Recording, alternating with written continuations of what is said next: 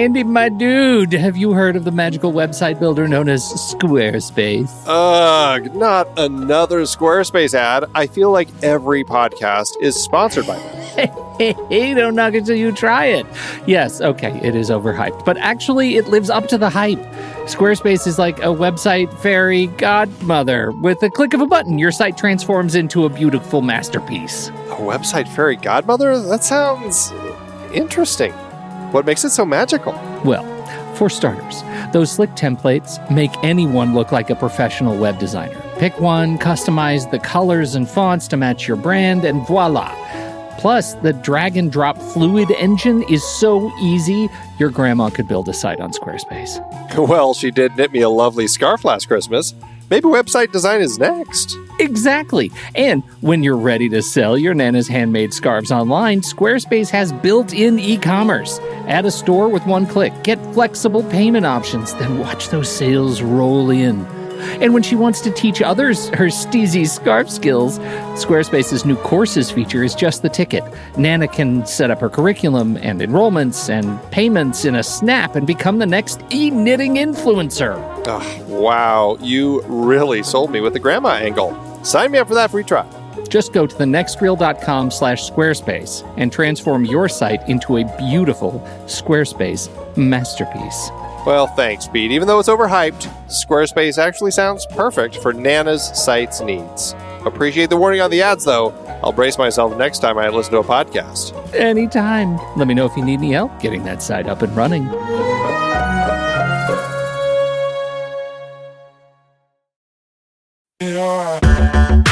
Andy, can you believe we've almost hit 700 episodes of The Next Reel? I know, it's crazy. And with all the other episodes in our family of podcasts, we are well over 1,200 episodes of movie conversation. It's really pretty amazing that we've gotten to have these in-depth movie chats every week for over a decade now. And we couldn't have done it without our loyal community of film fans. Their support over the years has meant so much. For sure. That reminds me, we should give the merch store a shout out. Buying shirts from thenextreel.com/merch is a great way listeners can continue to support the show. Plus, they get to sport our great designs. Absolutely. I think sometimes folks forget we have a variety of shirts, mugs, phone cases, and more available. In fact, a great place to start is with a shirt sporting the Next Reel's logo. We also have that classic Fast Times Spicoli Surf School tee, or the weirdly popular Rusty's European Tour shirt. The one from National Lampoon's European Vacation. Why is that so popular? Search me, but we have sold a ridiculous number of those. I guess there are a lot of Rustys taking trips to Europe? We're always adding new designs based on movies we've covered, like our brand new design for a streetcar named Desire, featuring a streetcar named Desire. So if you want to rep your love of TNR and films, head to thenextreel.com/merch. Every purchase helps us continue to have these weekly in-depth conversations. So visit thenextreel.com/merch today. And as always, thanks for listening and being a part of the Next Reel community. We've got lots more great movie chats coming your way. I'm Pete Wright. And I'm Andy Nelson. Welcome to The Next Reel. When the movie ends, our conversation begins. In just a matter of seconds, you're going to hear a classic episode of this show from back in the day when we called ourselves Movies We Like. It took us a while to settle into the show's format, so you'll notice some differences as you listen to these episodes. For instance, it takes us a bit of time to actually get into the conversation about the movie. Things like that. But we're still proud of the conversations about the movies themselves, and we think they're worth keeping in the library. So enjoy these episodes from our back catalog. And you can become part of our Discord community, learn more about the show, and find out how you can become a supporting member at thenextreel.com. So thank you, everybody, for downloading and listening to The Next Reel. We appreciate your time and attention, and we hope you enjoy the show.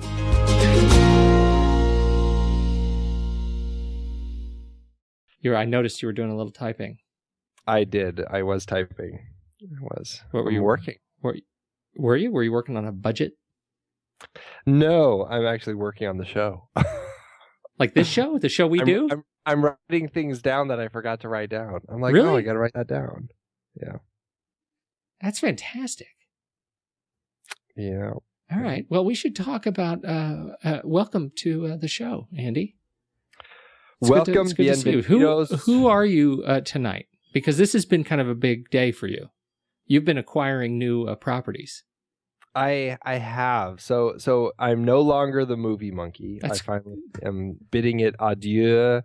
Good riddance to bad rubbish, I say. Yeah, the movie monkey can keep it. If he pays me. That's the truth. I should follow you now because I wasn't. You already have 114 followers.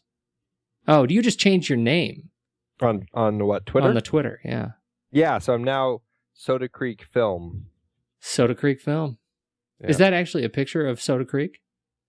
That is actually. Is that kind of a? Is that kind of a? Is that a bridge? Is that under? It is a bridge. I inner tubed under that bridge countless times. Was it safe? It's kind of a small probably picture, but not. I wonder, are there... Oh, it's prettier than I thought. I thought there might have been some hypodermic needles or something. It's very pretty. It's not that quite ghetto. Thank you for painting my childhood. I just did it. I totally ruined your childhood. I'm sorry about that. That's where the needles were. I found my first dead body under that bridge. Uh-huh. And then I wrote a book about it. You grew up in a lovely place. I should say that. Under the bridge. Under the bridge. That was totally not me. That was on you, my friend. That was a Compla Slam that just happened there. It was like a boom Compla Slam. It was I couldn't not do it, even though to me I had to do it. It was too easy. I set myself up. What can I say? Soda Creek Film. So you are Soda Creek Film after the lovely Soda Creek, and so that's going to be you everywhere. That's me on Facebook. That's me on Twitter. Okay. And I don't think I can set that up on Gmail. Not yet. But soon. I do have Soda Creek. Oh, I haven't set that up yet though, so I don't know. Actually, sodacreekfilm.com. So no. Well, yes, I do have sodacreekfilm.com and sodacreekfilm@gmail.com, and I kind of went a little crazy today. You did. This was a big day. Congratulations and welcome to the internet and your big boy pants. I feel all grown up now. You do. You should. This is good. I wish there was I'm going to make you a certificate. Between that and getting an iPhone today. That was a big day. Yeah. Yeah. I did get my big boy pants today. You really did. Oh, man, that's good. That's good. Well, anyway. We have some other things to talk about. You wanted to talk about some trailers. I want to talk about some trailers. Do you want to talk about Stitcher first? Yeah, sure. Stitcher, we got all sorts of things I should talk about. First of all, if you are so interested, you can find me at Pete Wright on the Twitter or at rashpixel.com. Rashpixel.tv is where you'll find all the shows, the other rashpixel.tv shows, and you can subscribe to them in iTunes. We sure appreciate it if you do that. iTunes is a great way to keep up with all of the free shows that you might subscribe to through the iTunes podcast gallery there. But you can subscribe using any one of your favorite podcatching apps right through rashpixel.tv. The other is Stitcher Smart Radio. It's a great way to do smart radio right from an app on your phone. So in the Android App Store, the iOS App Store, you can download Stitcher and subscribe to any of the rashpixel.tv shows right there. And it works really, really well. There are all sorts of other shows, vastly more popular shows as well. We appreciate it if you subscribe to ours first and then the more popular shows. Yes. But whatever order works for you. Really, it's you. This is you. And so that's that. Let's talk about what we want to talk about tonight. First, we should probably talk about Spider-Man. Yeah, so Spider-Man, the deluxe 4-minute preview played this week on. I think it premiered on the opening night of America's Got Talent. So auspicious beginnings. So because as far as I can tell, America does got talent. I don't know if you saw America, it. I did America not. got it. I did not, but all the trailers seem to indicate America got it. All right, so what did you think of the trailer? Give me your honest and unvarnished opinion. Well, I fluctuate with Spider-Man because of the because of your deep connection to it. Yeah, I love Spider-Man, and I mean, yes, I love the fact that he's using he actually is a science-minded kid. He now actually makes his own web shooters, which is cool. Do you love that, really? I do, but I never had a problem with it the other way either. And I know a lot of people did have a problem in the previous films where it was part of his transformation. He actually had, web shooters. That never bothered me, but it does kind of excite me that that's one of the big differences with this one. I always love the lizard, and I gotta say, I mean, I'm not seeing a lot of the lizard that is exciting me, and that to me is the most concerning thing. And I can't tell because they're not showing us enough in the trailer, but it looks like basically a giant crocodile running around with like a human face on it. Yes. Well, I don't know if it has I think the final transformation, it's actually just a giant crocodile. I mean, not saying it's a giant, but it's the human face is really gone, and that's the sad part as far as I can tell. I just don't want it to feel like that. What was that? Do you remember that TV movie from the early 80s where it was that crocodile that somebody had released in the sewers in New York, and it was like crawling around like eating kids and swimming. They flushed it down the toilet. I love that movie when I was a kid. It scared the crap out of me, but I don't want this to be that. Yeah. And the whole thing with the cop chasing him instead of I don't know. I mean, they're making some interesting changes. I like the cop. I think the cop is an interesting choice. Just if only because it's they had to pick some other characters from the characters we've gotten used to in the first or the other recent reboots of Spider-Man. Yeah. And so that's they had to do something, and it's good to focus on something else. And I like what's his name, Dennis Leary. Dennis Leary, although I'm much more used to him as a fireman. Mm-hmm. But I like that a lot. Okay, so we like the web shooters. I really like his name messes me up. Rhys Ifans. I think it's Rhys. Rhys Ifans. Rhys Ifans. Yeah. I think that's where he's the lizard is most interesting. And those are the pieces I'm most interested in. It's like when he's in mid-transformation, when he looks sort of most compelling. But once they go full CGI, you're right, it's a big crocodile running around the city. I found myself surprisingly moved by watching him take off the mask. Mm-hmm. At first, I thought that's because it seems like this is a movie that is strings of scenes of Peter Parker taking off the mask and putting it back on and then taking it on, and then asking other people to put it on and then taking it back and then pretending that he didn't take it off and that nobody actually knows who he is or that nobody has a cell phone with a camera on it. So that, I thought originally it was just sort of gimmicky, but that the scene in the 4-minute trailer where he rescues the kid from the car, I thought ended up, I expected, I thought this is a gimmick. It's not, it's dumb. And then the car falls, he, grabs the kid with his web, and there's this moment of release and relief. And I was unexpectedly moved. Yeah. That was a really great scene. No, it definitely may have its moments. So, I'm looking forward to it. I'm excited to see it. And I'm curious to see. I think I'm more curious to see how it turns out rather than excited, though. Yeah, I think that's probably true. I think Andrew Garfield is looking the part more and more. I'm getting more and more used to him not being Eduardo Saverin. That's coming around. That's true. Although I saw a meme running around on Facebook or somewhere saying that, money is the ultimate superpower, and it had a picture of Batman and Eduardo Saverin. Iron Man. No, Batman and Iron Man. So it's funny that Eduardo Saverin is playing Spider-Man. Yeah. There you go. Right. Very true. Hey, have we actually had a chance to talk about the Avengers?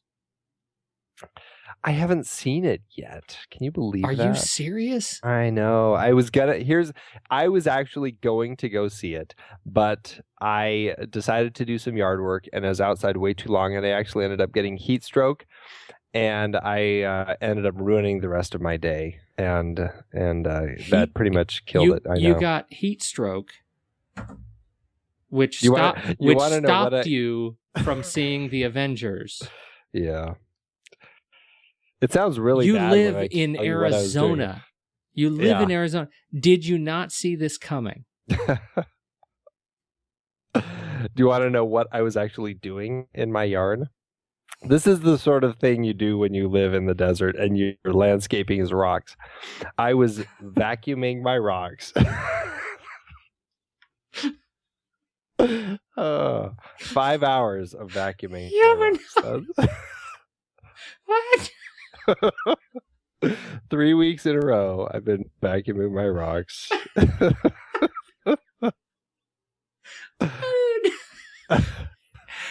Why the? Normally, you can just blow all the stuff, and pile it up and rake it up. Wait. What when you say stuff? What is it? Leaves from the trees, things. I don't know. I don't know. I don't know what would move you to vacuum your front yard. I don't know. I have trees that drop all their crap in my yard. They're leaves, these little tiny leaves, and they drop seed pods. It's like all these desert plants that just drop crap everywhere. So, and unfortunately, when we moved into this house, the people never had done any of that yard work, and all of that stuff had gotten way down deep in the rocks, and so it was like a bed, like walking in a forest pine bed. It's like that kind of thick, and so I had to actually move all the rocks around and vacuum all the crap up. It was abysmal. Gosh, Andy, that sounds really bad. Oh yeah, we should talk about movies now. I don't know if I want to go back to movies. I think desert landscaping is far better. Okay. All right. Okay. Well, I would like to. I don't want to give anything away, but I will tell you that I quite liked this film, The Avengers. Hello, Andy. Hello. Pete? Hello. Did you go away, Andy? I did for a minute. You're back. Can you hear me now? Yeah, that's bizarre. I lost you for a minute. Well, it's good to hear you again. Oh, thank you. All right, so I would like to say that I quite liked this movie. And when I say quite liked, I really, really quite liked it. I don't want to be too, what's effervescent? That's not the word. There's a word that goes along with the feeling that I want to convey here. I don't want to be too excited about it because I'd like you to see it. But I will say that I didn't have a problem with a single character in this film. Not one. And the one that I was most concerned about was Mark Ruffalo as the Hulk, as Bruce Banner, actually. Mm-hmm. And I thought he did a great job. And I've seen a lot of folks on Twitter who didn't like him, who prefer the Edward Norton. Really? The people those days are, that ship has sailed. We're done. We moved on from him and the Australian guy. We're done. And, Entertainment Weekly said that this was the best Hulk that had been out there, that they actually did the best work with it. Not just the CG, but I mean the actual character. Yeah. They developed him a lot better, and it was much more interesting. And this is one, because I guess they hadn't been talking about doing another Hulk movie, but now with this, they actually are, I guess, thinking about it. Well, I hope they do, because I think it is a character, and I really feel like Joss Whedon went back to this movie and took it in some respects back to its roots from a character perspective. And I think having these characters on the screen together gives them a level of depth, that we haven't seen before. And in the Hulk franchise to date, it has been a Jekyll and Hyde story, right? Where we've had the guy who's trying to protect the world from the mindless beast within. But the Hulk in the Avengers is not that mindless beast. He's a rage machine, no doubt, but he's not mindless. And that's the important thing. There's substance and complexity to this character. And I think they started to bring that out in this movie. And I hope it provides a launch pad for a really substantive Hulk film that actually gets us to something better. I would also love to see a Hawkeye film. I think it would be great to see Hawkeye and Black Widow in their own film. I think that it would be much more of a Ghost Protocol type of a thing. But I thought it was great, and I loved just the whole dynamic of the film was terrific. Lots of humor. It's a film that starts and just doesn't stop. I mean, it is so well paced, and they jam so much into it.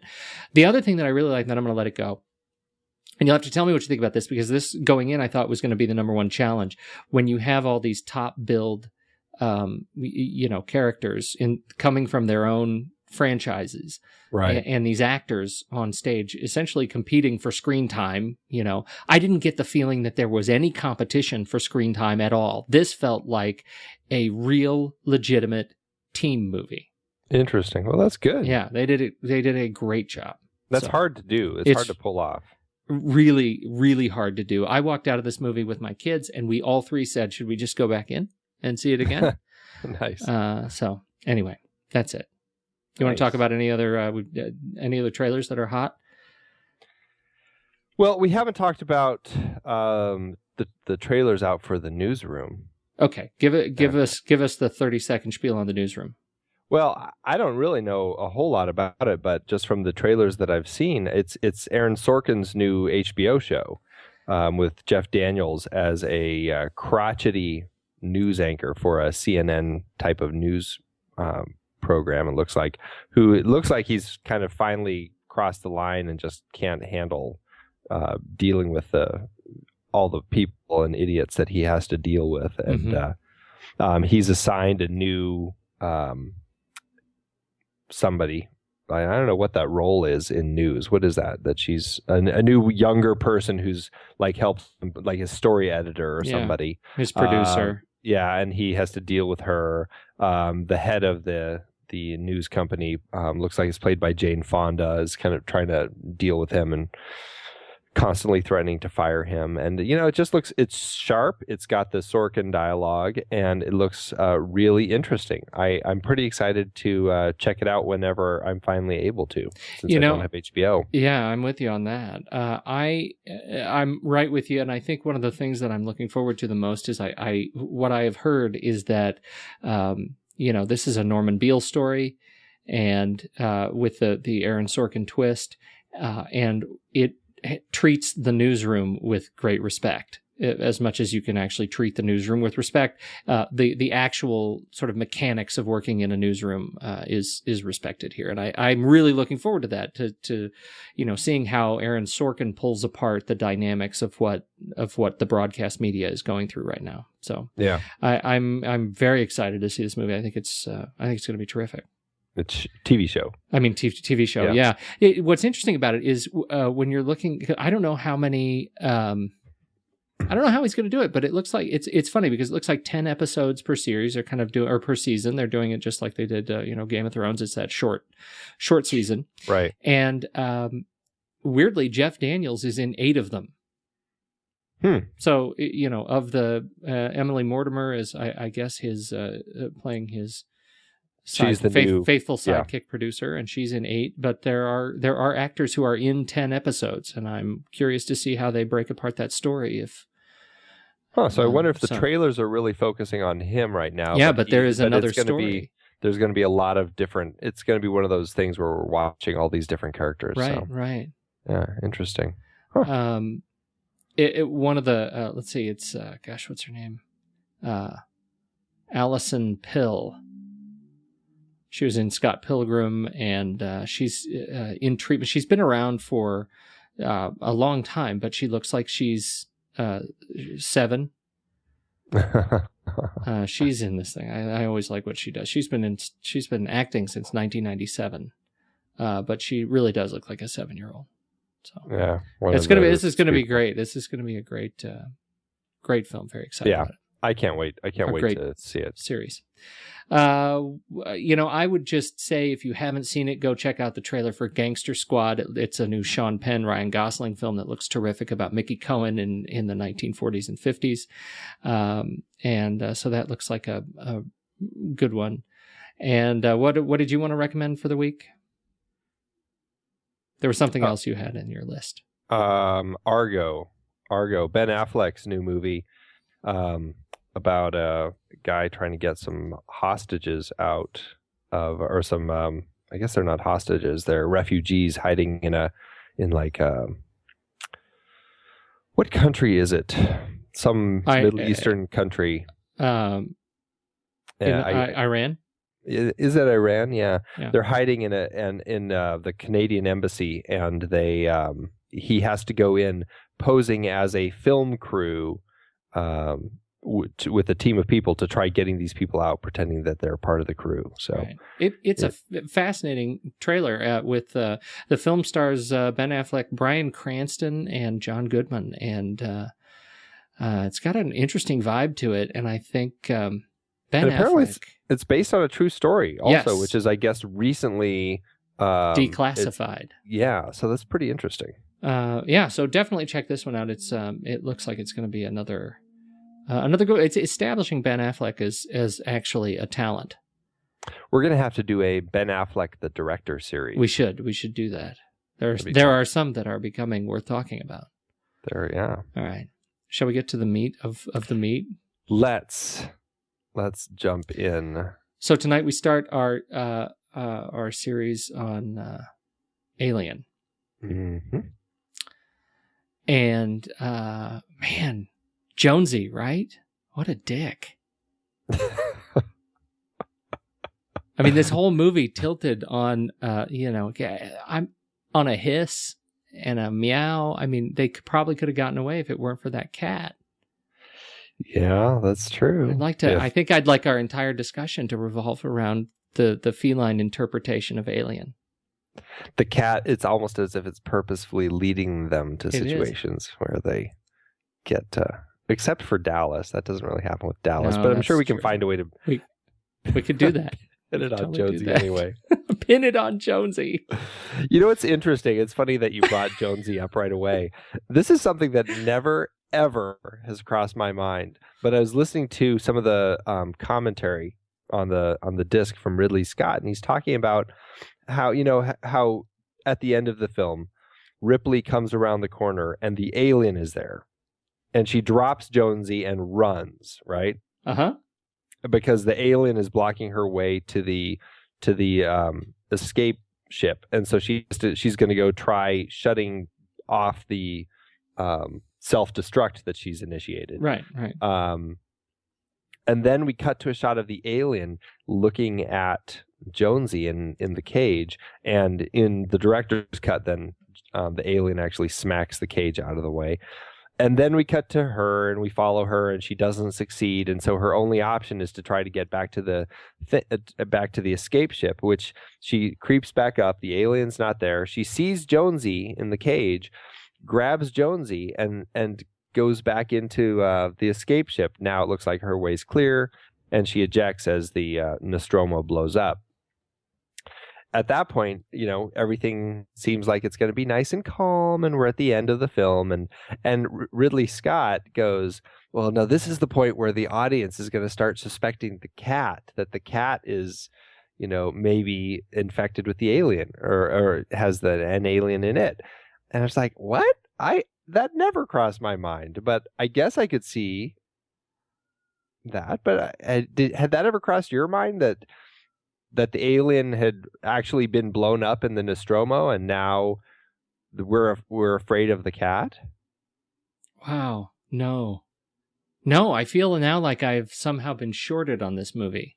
I know. It never crossed my mind once. No, never crossed my mind. Because I guess the question is, why didn't the alien kill the cat? Maybe the alien knew that the cat had an alien in it or something. I don't know. Or, as is more likely the case, the only thing in the universe that is more terrifying than Alien is Cat. Well, anyone who owns a cat knows that that's true. I just got a kitten in our house, and I haven't slept in a week. And I believe it. I think that's where we're going. So why is Alien such an important franchise? This is a film that I think really took everybody by surprise when it was released in '79, because it did something different with sci-fi, and it did something different with horror that people hadn't really seen before, and it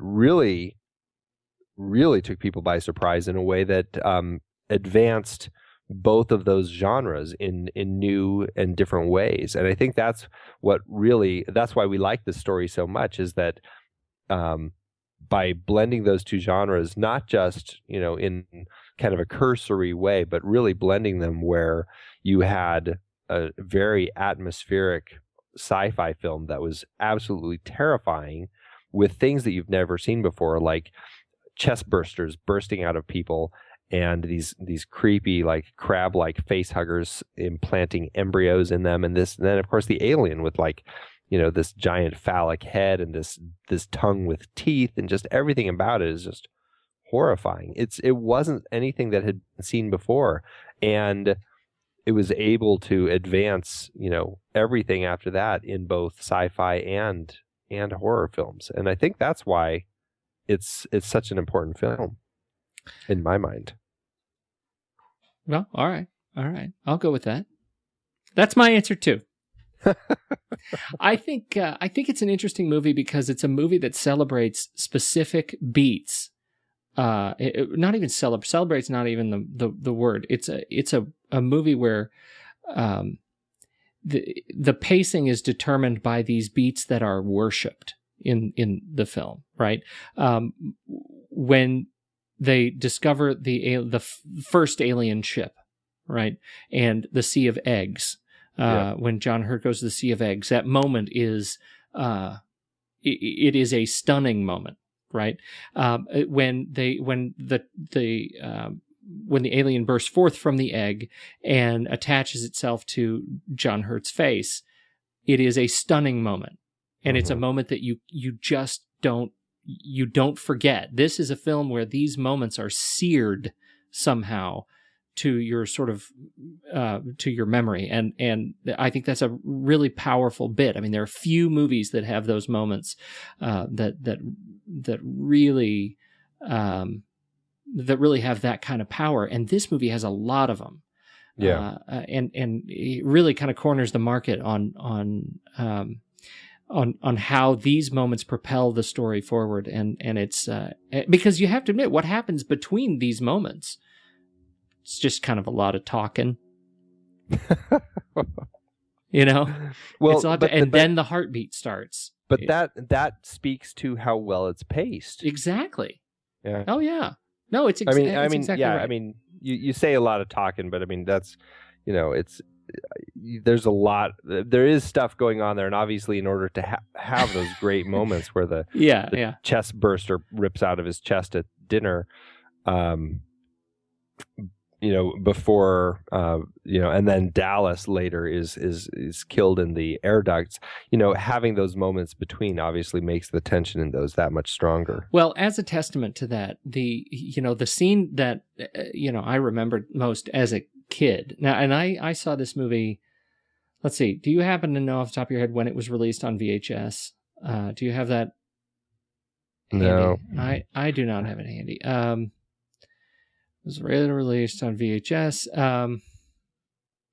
Well, anyway, so I saw it when it came out. My dad had it on beta in the early 80s.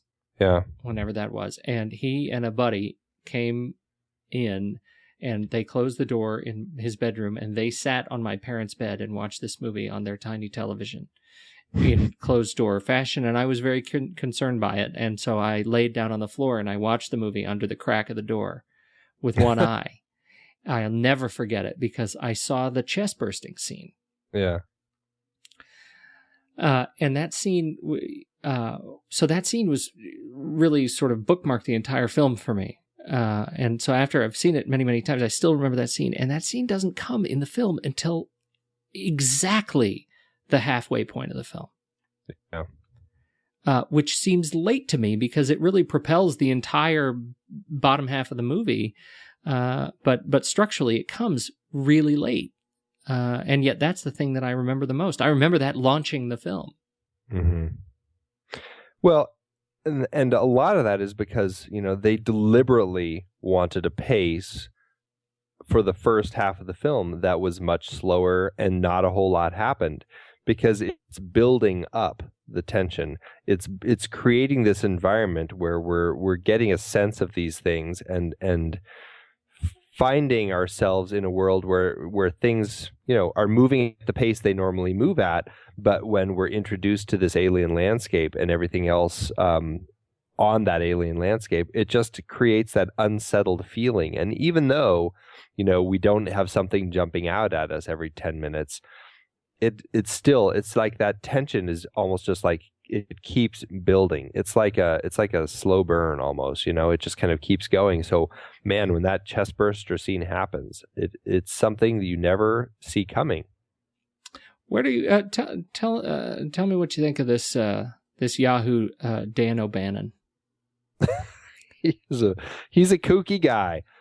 Dan O'Bannon. He's just a guy you just imagine you don't want to.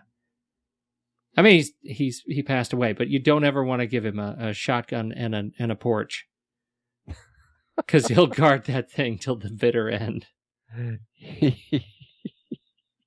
He's an interesting guy. He is very quirky. He's a very quirky guy. He started working with John Carpenter back in film school on Dark Star until they had finished it out of school. And from that, his excitement about doing a sci-fi sort of thing kind of led him to continue on and start writing Alien.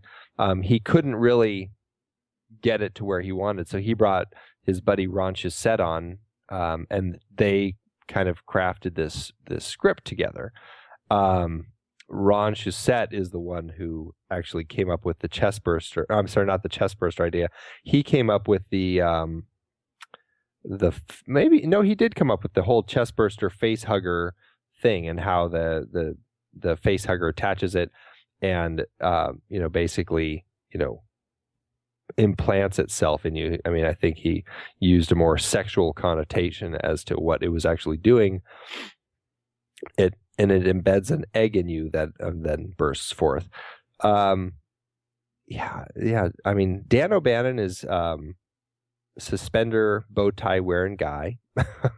He is, he's behind some of the properties that I have been really attached to for a long, long time, and I don't remember much of his very first kind of works, Dark Star and Long Tomorrow, but he was on the team for Star Wars, did some special computer effects in Star Wars, and then we get Alien, Heavy Metal, Dead and Buried. Blue Thunder was one of my favorites. I think he actually, according to what I read, he didn't like that very much and thought the rewrites were,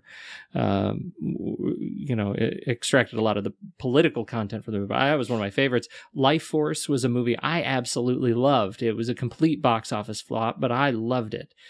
Alien Vampires. You just got it was a weird one. It was great.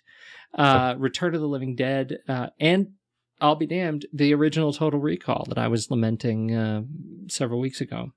He and that's actually a project that he and Ron Shusett had actually been working on since before Alien, and Alien just ended up happening first. So, he's an interesting writer because he actually got himself somehow, because he had been hired for a period of time to actually go to Europe and work on an adaptation of Dune that never actually ended up happening. But while he was there, he went to this show, an art show, and that's where he first encountered H.R. Giger's work.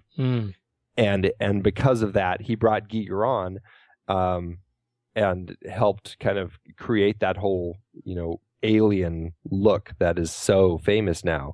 And because of that, he ended up becoming like the visual consultant for Alien.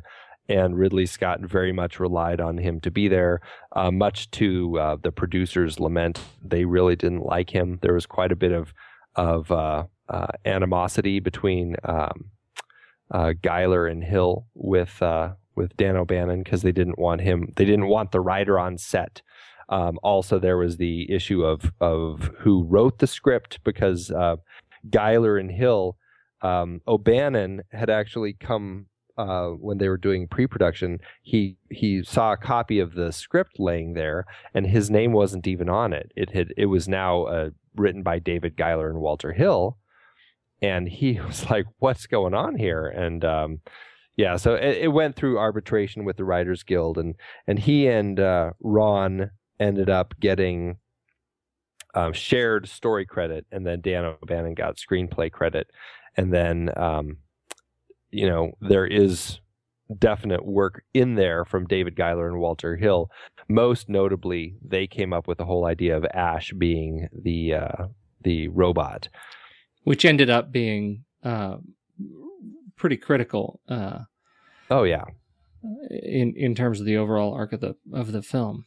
Yeah, it was a very important point. But because of all that, there's definitely just a lot of animosity between all of these guys. Too bad they can't just play together. Yeah. Well, he's dead now. So what are you going to do, right?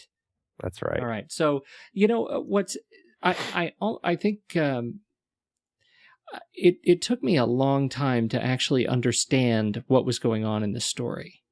Is it important to really understand what is going on in this story? Well, in what sense are you talking about, as far as the...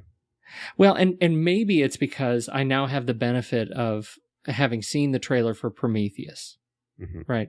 But I get the feeling that there was more sort of backstory in here that is not in the film, and the role of this sort of alien prime that we are to assume was also destroyed by the alien. You're referring to the space jockey. Yes. Yeah. The space jockey. They never actually, the whole concept that they had was, it was a mystery. They never really they never designed it in a way where they had backstory for that. Ridley Scott had his own theory as to what that was. And actually, I'll be curious, not having read Prometheus, not knowing anything about it other than what's in the trailer, I'm curious as to what Prometheus, how it's going to play out, because what he came up with and what he talks about in the commentary about this is that this was perhaps a cargo ship, and like a military cargo ship, and this space jockey was piloting it, and in the cargo holds were basically all of these alien eggs that they would then drop on a planet and use as a biological warfare to kind of clean up a planet or something like that. However, one of them got jarred, escaped, and attached to him, and that was the end of him. That was kind of what Ridley's theory was while they were making Alien. So I'm curious how it's going to be. I don't want to talk. I don't want to talk. I know. I don't want you to say anything. This is going to be challenging to do. Okay. So let's talk about the seminal moments. Well, first of all, let's talk about Geiger. Yeah, this film would not be anything without H.R. Geiger. An amazing, very quirky artist who draws just these horribly disturbing images that,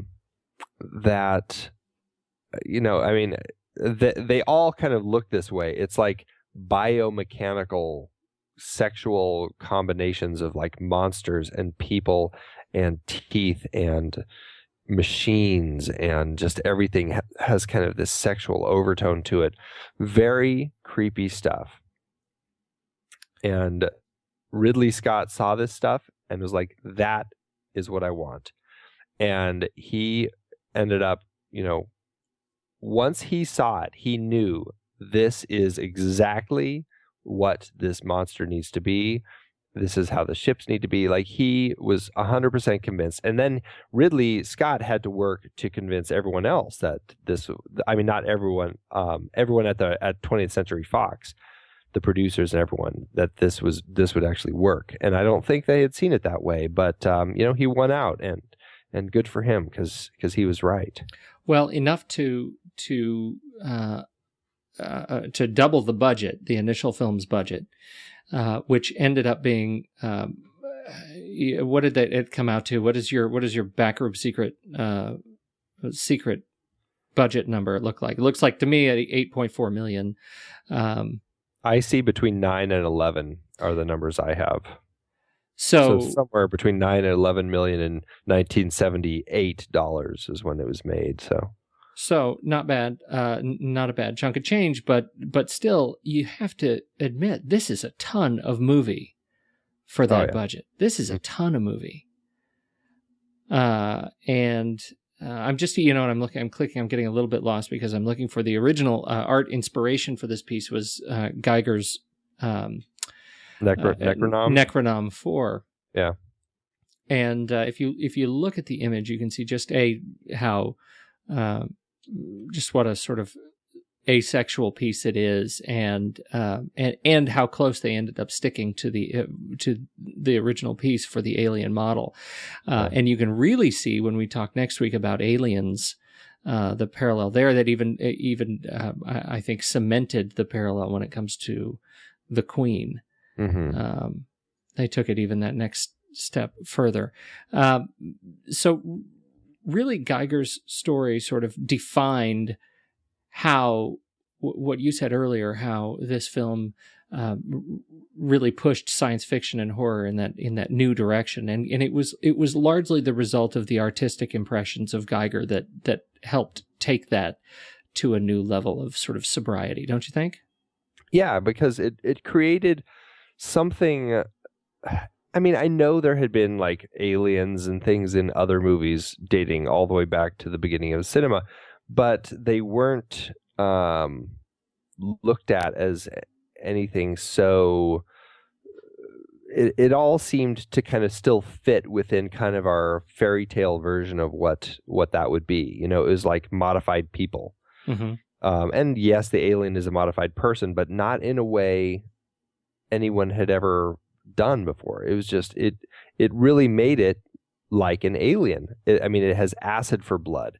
The life cycle is something that nobody had ever really thought about that in other films before.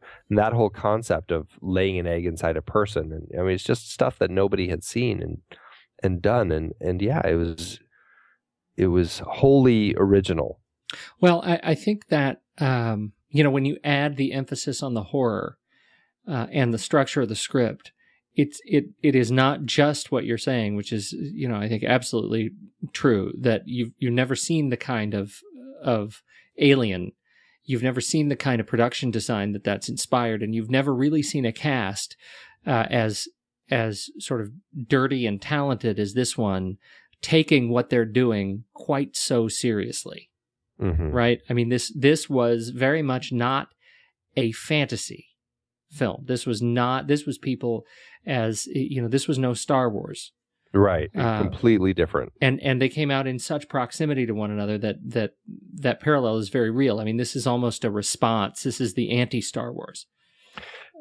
It is in a very real way. I mean, Ridley Scott had no intention of doing a sci-fi. This was his second film after The Duelists. Mm-hmm. And he was intending on going and making a film out of Tristan and Isolde. And then somebody told him, hey, you've got to come see this. They went out and they watched Star Wars. And he's just like, oh my God, that's what I have to do next. And somehow he got tapped into doing a sci-fi film. And, he just realized that was kind of what the zeitgeist was. He wasn't going to be this kind of artsy, European director. He needed to do something that was really connecting with audiences. And but he also never was a fan of science fiction films. And so I think that is another reason that he pushed it in so many different directions opposite Star Wars. Yeah, I think that's I think that's an interesting parallel, and it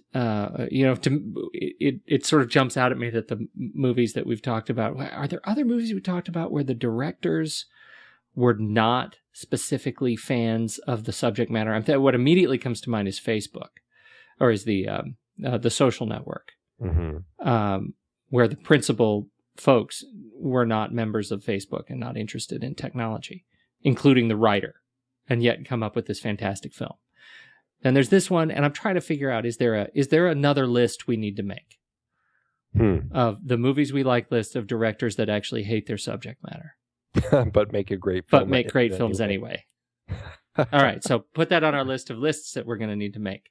Yes, the list of lists. Let's run down the cast quickly, because the cast is really exceptionally strong. We remember this as as sort of I want to call it a vehicle for Sigourney Weaver.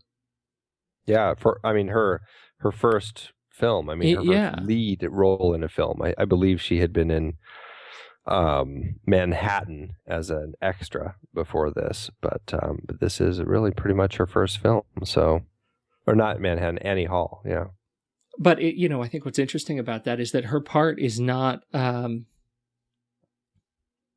You can sort of see how this was not made to make her look good. Interestingly, all of the roles in the script originally, they wrote a note that said any of these are written asexually. Any of them could be a man played by a man or a woman. Huh. And so over time, the studio decided, okay, let's do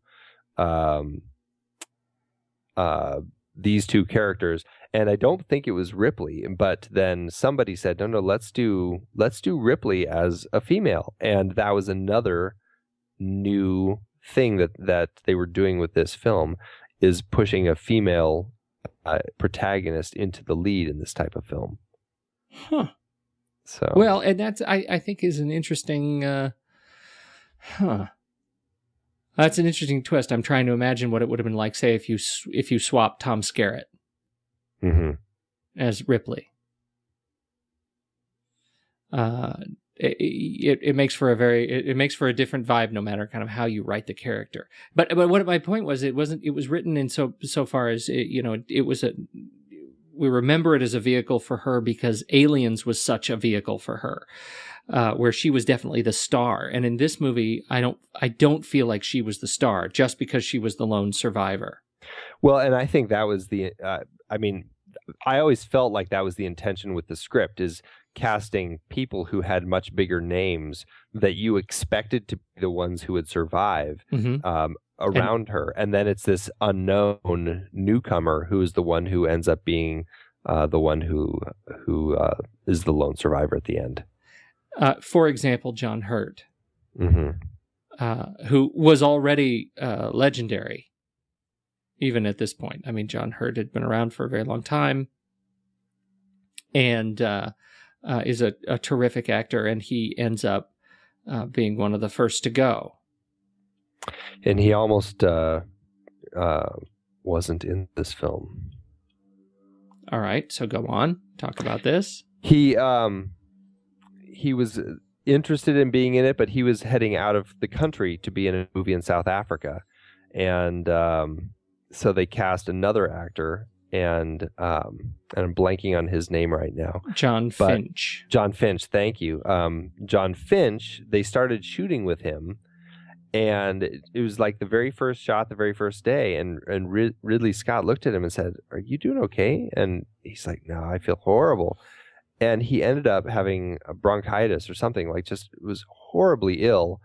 And that kind of was it with John Finch. They had to cut him because he was too ill to work.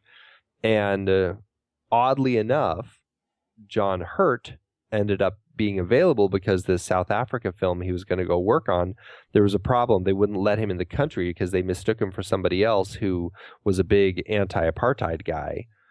And so he couldn't get into South Africa, so he was free. And lo and behold, he had a late night meeting with Ridley Scott, and who said, "Look, we want you." And 7 a.m. the next morning, he was on set, ready to film. What a fantastic coup that is! Yeah, and I couldn't picture anyone else playing him. So thank God. Well, couldn't picture anyone else playing him, and you know what his. But this is one of those cases where specifically the actor makes the performance here, because this is watching him, and not just his dramatic performance, you know, wandering through the eggs, but watching him die. Yeah. Makes the moment, and watching them watch him die makes the moment. In particular, the story, as I understand it, and tell me when I start lying, is that, you know, that the rest of the characters during the chest bursting scene had been told that the alien was going to burst through the chest, but had not been told the degree to which the gore was going to explode from the chest. Yeah. And the sounds that they were going to be hearing. And as a result, when the gore and the chicken eviscera comes shooting out of the dummy half of John Hurt, which was on the table, what you're seeing there when everything goes silent for about a half a second is the real unvarnished reaction of these people having never seen this before. Right. Particularly, what's her name? I'm having a terrible time tonight. Veronica Cartwright, who got blasted in the face with a geyser of blood. and you can see her, it's this huge burst of blood just like squirts her right in the face. She freaks out. She actually steps back. She totally slips in it, like it goes head over heels onto the floor. They're still filming, so she scrambles back up and still is reacting. Oh, poor girl. But yeah, I mean, there was just so much blood and nobody was expecting it. So it worked. It was very effective. And horrifying. It was horrifying, and she provides. It's almost a Wilhelm scream moment. You know what I mean? Like her when the alien is there, it's a close up on the alien kind of uncoiling in his chest cavity, and you hear her say, "Oh God." And I swear I've heard that in like 1,000 movies since then. You know, that's the scream, but I can't confirm that. Oh, that's so funny. Ian Holm as Ash, the ship's science officer. The malfunctioning android.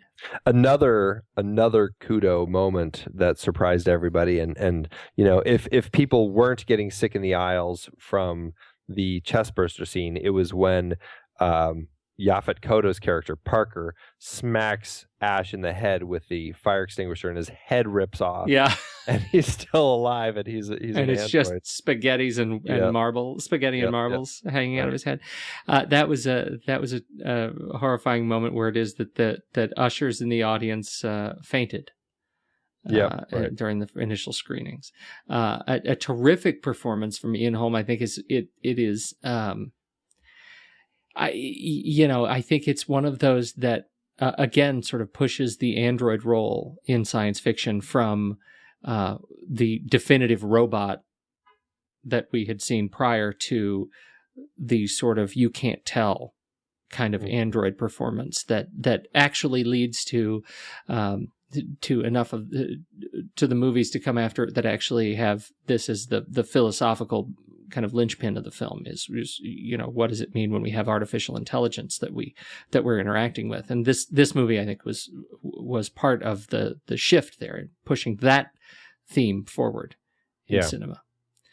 Yeah, and it's a very interesting perspective when you start all of a sudden now you're not just scared of the alien, but who else do I need to be scared of? Right. You know, because this android, for all essentially is just an element of the company that is, you know, ready to bring the alien home. All crew are expendable. It doesn't. The android doesn't care at all. Exactly. That's an incredibly horrifying moment in this movie, in a movie full of horrifying moments, and this one, when you actually are terrified by what you're reading on the screen after the things you've already seen, is really a testament to the thriller aspect and the suspense that they've been able to build. You know, I think the other Yaphet Kotto was terrific. Harry Dean Stanton was absolutely terrific. His jowls hadn't dropped quite as much as I imagine him here. He was the young and jowlless Harry Dean Stanton as Brett. And they both play like the the gearheads, the guys doing all the repairs in the bottom. They play that so well, both those two. I want to talk a little bit about the sound of this film. Are you ready to talk about sound? I'm ready. The sound is amazing in this movie. Yeah. It's amazing in this movie. And you can tell, I mean, it's just about as raw as you could come. I mean, the sounds of the gurgling of the sort of mucus gurgling in the egg, and the water dripping is constantly there. And they use that trick with the speeding up heartbeat. In just about the most important suspense scenes in the film and the horror scenes in the film. Even today, how many times have I seen that chest burst? And before we started recording, I was watching that scene again with my wife, and we were both holding onto each other's arms while we were watching this. And so much of that is driven by the incredible attention to sound and bringing forward the sound effects that you just don't often hear, to the point where you can comment on them. Yeah. What do you think? I think it's genius. I think their amazing use of sound and knowing when to emphasize sounds, when to not emphasize sounds, and when silence can also be used in a really horrifying way. Like I find it so unnerving when the face hugger first jumps out of the egg and attaches itself to I'm blanking on everyone's names tonight. To John Hurt's character? To Kane. Yeah. It attaches itself to Kane, and then instantly, and it's a very tense moment, and it's scary, and with all the sound of that thing springing out, and you hear that whip-like tail, and then it cuts to the exterior of the spaceship, and it's just dead silence. And there's no music, there's nothing. It's just like the environment that you're in, and you feel all of a sudden so tiny. You know, it's such an interesting way to play that scene, where the silence, for me at least, just really enhances this tension, where I just feel something so horrifying is happening, and it's such an insignificant speck on this massive rock that they're stuck on. It's terrifying. It is absolutely terrifying. The last this one of the pieces that I think was so effective, when Cartwright's character and Yaphet Kotto are being killed, and it's cutting back and forth between Sigourney Weaver running through the ship. The scream, you can hear the screams occasionally, but they are not in sync with what you're seeing on screen. It's like the sound is completely sort of disjointed, and it's really driven by that sort of low hum of the throb of the ship, and the lights and the emergency sounds and the gas, and the humanity is kind of taken out of it through sound. And I think that ends up being another really powerful metaphor for what is happening on the ship, that humanity is sort of being erased. And they do that all through audio, which ends up being a really powerful motif. Yeah, and you brought up the ending, and that's another thing. It's so terrifying when the ship goes into its countdown to self-destruct, and you just have sirens blaring everywhere. You've got the overheating gas spraying out everywhere. It's just like this bed of sound that all of it makes you just so uncomfortable and claustrophobic in that environment. And it works so well for this, what everyone kind of says, like a haunted house movie. You're trapped in this house trying to get out. And it's terrifying because it just keeps building. It does. So, it's really fantastic. So the movie, we've been going on a long time about this movie, but I feel like, we could talk about it much longer. What else stands out to you that you have on your list? I want to talk about the music, because in addition to the sound, I think the music for this film is so top notch, and it's so well done and horrifying. You just don't get better than this, particularly for this genre, this type of film. It's so creepy. This is the good Jerry Goldsmith. Jerry Goldsmith, one of the great J's of composing, is what I like to put him on the list of J's. Sure. Well, it is not necessarily true that, you don't have to have a J name to be a cinema composer, but it helps. But you likely will. Yeah, there's James, Jerry, Joe, John. There's all the J's. There's a lot of all the primary J's. They're all great composers. What can I say? But Jerry and Ridley. So Jerry composed an amazing score for this film. What ended up happening is there was quite a bit of contention, however, because the editor chopped up his music, essentially used it almost like stock music, like library music that they pulled in, instead of putting it where Jerry had composed it for. He used it however he wanted and found things and just put things in addition to pulling stuff from when they built their temp track score. He used this was before Jerry had finished, so they found a bunch of other Jerry Goldsmith music and laid that in. A number of pieces were from a film he had done a few years earlier called Freud, about Sigmund, and they liked a couple of those pieces so much that they opted to just buy the rights to them and use them instead of the music that Jerry had composed. So, there's a lot of arguing, and Jerry was pissed, and he's a hot-headed guy anyway. And so it ended up not being a great experience for him. And if you listen to the original score that he composed, and there's an incredible release of the Alien score, the original score, the revisions he made, the soundtrack he originally released, done by Intrada, that we should link. It's a great example of what happens to film music. But regardless, the way that they ended up using it still works really well. So even if it wasn't the way that the composer had originally intended, it still is a masterful score, and it's so horrifying. He uses this instrument. I guess it's an instrument. It's called an echoplex. Have you ever heard of that? I've never heard of an echoplex. An echoplex is a device. It's a device, I guess, that you use with instruments. And what you do is it basically makes it echo. He had used it when he did the music for Patton, when you hear the like da da da da da da da da da, and it just takes what you play and it just creates an echo of it. And so he used this echoplex on all these really funky instruments. Like there's an instrument called a serpent. It's like a big horn instrument. That was one of the instruments he used for the Alien, and a didgeridoo. He used different conch shells, all with this echoplex to kind of create these alien sounds.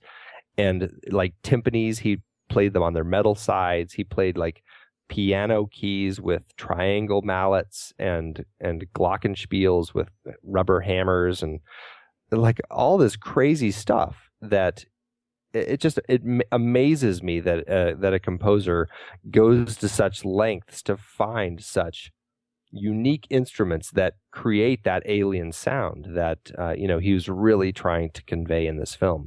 And I swear, I don't for this type of film, like I said, I don't think it has its equal.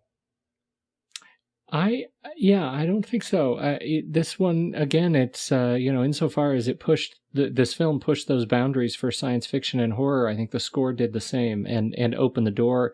You can see the direct lineage between this score and the Trent Reznor, for example. In that same sort of stylistic choices in the funky instruments and using music to tell a story in parallel to the film and to the visuals. I think that ends up being a very powerful partnership, not just something to play over the silence. Well, and it's interesting because I think Trent Reznor really wrote his music designed in a way where David Fincher could pull it however he wanted and use it where he felt best. Mm-hmm. Like he almost designed it with that stock music mentality where I'm going to create a bunch of moods and you put it where you think works best, which is a great way to compose, I guess, if you're not trying to create a solid thematic idea that's kind of moving from one end of the film to the other. And, I think what happens in the film as it is in Alien is masterful. It's a beautiful score. It's haunting. But if you listen to the actual original soundtrack, you can actually hear how there was something actually moving across. There's themes in there and everything, and they cut a lot of that out. You miss that, but it still is pretty damn effective. Talk a little bit about the difference between the director's cut, the 2003 release, and the original. Well, it's interesting because Ridley Scott doesn't even really count the 2003 re-release as a director's cut. He actually says that if there is a director's cut, it's the 79 version because he felt that it works so well. He doesn't think there's anything wrong with it, and he's very happy with it. The 2003 version, however, he wanted to, or maybe perhaps 20th Century Fox marketing people wanted him to create a version that they could, get it back out in the world and remarket it. He basically wanted to add some stuff in, and he ended up actually, I think, adding 4 minutes of new material and removing 5 minutes of material. So it's actually a minute shorter than the original cut. I haven't figured out what has been taken out of it, but things that have been added. The biggest thing is toward the end of the film when Ripley is heading to shut the self-destruct off. She comes across a chamber that the alien had been using, and it actually is very kind of reminiscent of what you see in Aliens. It's got all that kind of that gooey H.R. Geiger growth all over the walls, and embedded on the wall is Dallas, who's actually still alive, and next to him is what's left of Brett that the alien has basically kind of coated in the goo and is actually using his body to create an egg. From that egg eventually will be a face hugger who will attach itself to Dallas, and that's how it would continue.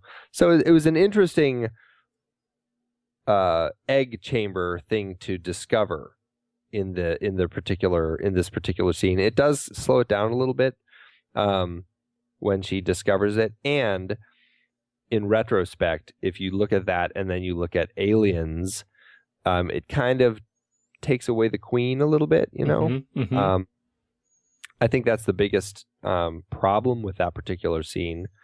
But it still is interesting. And then they add a few other little scenes, like the crew, when they get the SOS signal, actually like trying to track it and figuring out where it's coming from. There's a great scene when the crew is first back on the ship with Kane being examined in the medical room. You see them looking at him through the window, and Lambert is standing there watching. Ripley comes down the hall, and this is, remember, this is fresh after Ripley would not let them back on board. Right. And Lambert walks up to her and just gives her the biggest smack across the face. She's so pissed at her. So, it's just little things like that. It's not a huge difference, and it's fun to watch both, but they're not that different. Well, that is, I think, in contrast to the director's cut of Aliens, which we will talk about next week. That was definitely much more of a substantive release. Definitely. Wrapping up, how would you summarize, your take on this film and why it's on our list of movies we like? It's an amazing film that stands the test of time. It's just a fantastic horror film, sci-fi horror that works to this day. It still is just creepy, and everything in it works so well. Nothing feels dated. It has that Ridley Scott atmosphere that I think never. I mean, there are a few of his films where the atmosphere is there, but it still feels dated. Black Rain comes to mind. But this one just, it feels like it could have been made, any time in the last 30 years. I mean, there's nothing pinpointing it to 79. No, I think that's a good point, which may only be true for another 4 weeks. And we'll see. We'll see just how well that Prometheus completely breaks what you just said. And right, exactly. When is your debut as a columnist, a contributor in Entertainment Weekly scheduled to start? Well, theoretically, tomorrow. Oh, excellent. Today, I guess, when people are listening. Today. So we look at letters to Entertainment Weekly, letters to EW. That's right. Theoretically, I've got a little something in there about Prometheus. We'll see. So we'll let that hang. Put a pin in it, baby. Yes, indeed. I think this movie is such a perfect addition to this list and to this series, just because it kicks off what has become a series that is culturally important. It is something that defines the structure of how horror and science fiction films that come after it are structured, and it adds really interesting techniques to that gestalt, and it's a fun film to watch again and again. To be able to pull it apart like this is always fun to do, and not to mention the fact that all of the effects are so wonderfully practical, and they all use chickens. It conjures up all sorts of horrible things. You thought GMO was bad, people. Wait do you see what Ridley Scott can do to a chicken?